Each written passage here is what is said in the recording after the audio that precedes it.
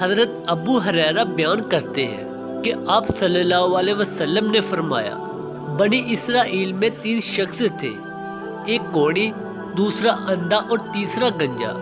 اللہ تعالیٰ نے ان کا امتحان لینے کا ارادہ کیا، چنانچہ اللہ تعالیٰ نے ان کے پاس ایک فرشتہ بھیجا۔ فرشتہ پہلے گوڑی کے پاس آیا اور اس سے پوچھا کہ تمہیں سب سے زیادہ کیا چیز پسند ہے؟ اس نے جواب دیا، اچھا رنگ اور اچھی چمڑی، کیونکہ مجھ سے لوگ پرہیز کرتے ہیں۔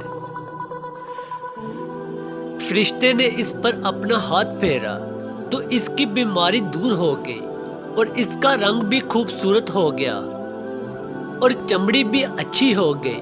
فرشتے نے پوچھا، کس طرح کا مال تم زیادہ پسند کرو گے؟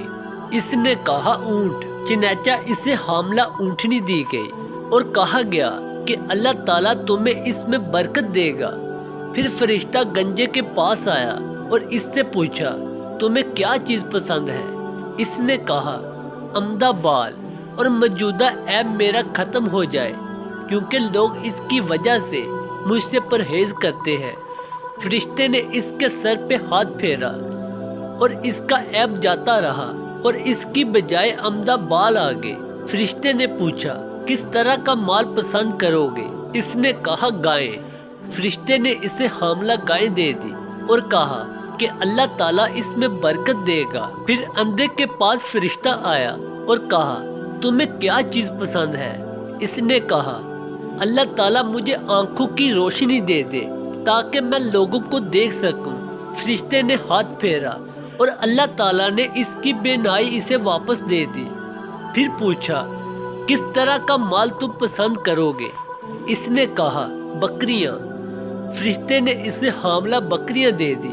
پھر تینوں جانوروں، اونٹنی، گائے اور بکری کے بچے پیدا ہوئے، یہاں تک کہ کوڑی کے اونٹوں سے اس کی وادی بڑھ گئی، گنجے کی گائے بیل سے اس کی وادی بڑھ گئی اور اندھے کی بکریوں سے اس کی وادی بڑھ گئی۔ پھر دوبارہ فرشتہ اپنی اسی پہلی شکل میں کوڑی کے پاس آیا اور کہا کہ میں ایک نہایت مسکین و فقیر آدمی ہوں، سفر کا تمام سامان و اسباب ختم ہو چکا ہے اور اللہ تعالیٰ کے سوا اور کسی سے حاجت پوری ہونے کی امید نہیں، لیکن میں تم سے اسی ذات کا واسطہ دے کر جس نے تمہیں اچھا رنگ اور اچھا چمڑا اور مال عطا کیا، ایک اونٹ کا سوال کرتا ہوں جس سے سفر کو پورا کر سکوں۔ اس نے فرشتے سے کہا، میرے ذمے حقوق اور بہت سے ہیں۔ فرشتے نے کہا، غالباً میں تمہیں پہچانتا ہوں، کیا تمہیں کوڑ کی بیماری نہیں تھی جس کی وجہ سے لوگ تم سے گن کھاتے تھے؟ تم ایک فقیر اور کلاش تھے، پھر تمہیں اللہ تعالیٰ نے یہ چیزیں عطا کی۔ اس نے کہا، یہ ساری دولت تو میرے باپ دادا سے چلتی آ رہی ہے۔